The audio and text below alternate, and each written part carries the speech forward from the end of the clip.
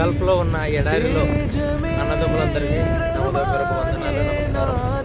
మీరు ఎలా ఉంటారు ఏంటో తెలియదు కానన్నా, మేమైతే ఒకరోజు ఈ కారు వేసుకుని ఎడారిలో వెళ్ళలేకపోతామన్నా. బండిలో ఏసీ లేదు, గ్లాసులు ఎత్తుకుంటేనే ఊపిరాడదు.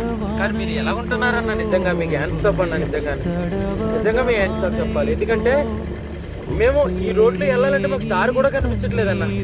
ఒక్కొక్కసారి దుమ్ములో మీరు ఎలా ఉంటారన్న, మీరు తినినప్పుడు అన్నం కూడా మట్టి కలుపుకొని తింటారన్న.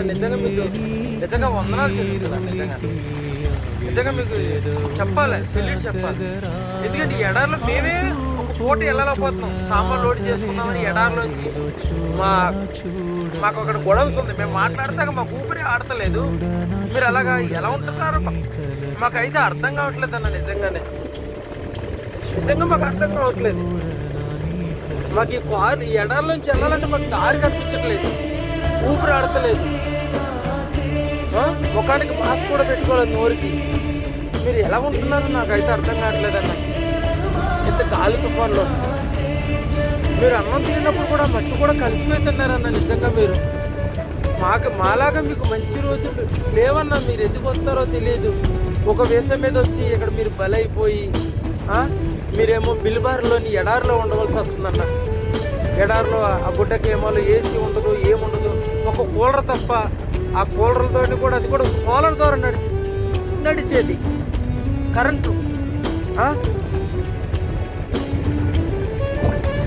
చూసారా ఫ్రెండ్స్, ఇలా ఉంటే కొన్ని ఎడారి ప్లేసుల్లో మన వాళ్ళు పనిచేస్తారు. చూసారా ఎంత బాగుందో పొద్దునంతా. ఇప్పుడు తారుమారైపోయింది.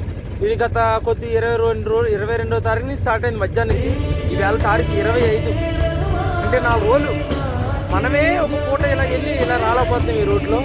కానీ 24 గంటల ఎండలో 51 డిగ్రీలు, 49 డిగ్రీలు ఒక్కోసారి ఉంటారు కదా. ఎలా ఉంటారు బాస్, నాకు అర్థం కాదు. మీరు ఎలా ఉంటారు నాకు అర్థం కాదు బ్రదర్. నిజంగానే ఈ వీడియో మీకోసం నన్ను ఇదంతా. ఈ వీడియో కేవలం ఎడారిలో ఉన్న పని చేసే వాళ్ళ కోసం, అది తెలియాలి కోసం. మన ఇంటికాడ ఉన్న వాళ్ళు తెలియాలి ఇక్కడ బాధ ఏంటని. కొంతమంది ఎవరికి తెలియదు. నా ఆవేదన అనుకోండి, నా ఏమని అనుకోండి. అంటే నేను డ్రైవర్ని, నేను కారులో ఏసీ లేకుండా తట్టుకోగలదనే. అటువంటిది ఎండ దుమ్ము మీరు ఎలా తట్టుకుంటారు నాకు ఏం అర్థం కావట్లేదన్న. నిజంగానే చూసేస్తా అసలు దారి కనిపించట్లేదు. ఎదరి నుంచి ఎక్కడ ఇల్లు ఉన్నాయి, ఎక్కడ గుడాలు ఉన్నాయి, ఏమీ కనిపించట్లేదు. ఈ రోడ్డు మీద వెళ్ళిన బావ తప్ప. జై హింద్ అన్న. వీడియో నచ్చితే లైక్ చేయండి, షేర్ చేయండి, ఛానల్ అయితే సబ్స్క్రైబ్ చేసుకోండి. Thank you for watching. Okay bye.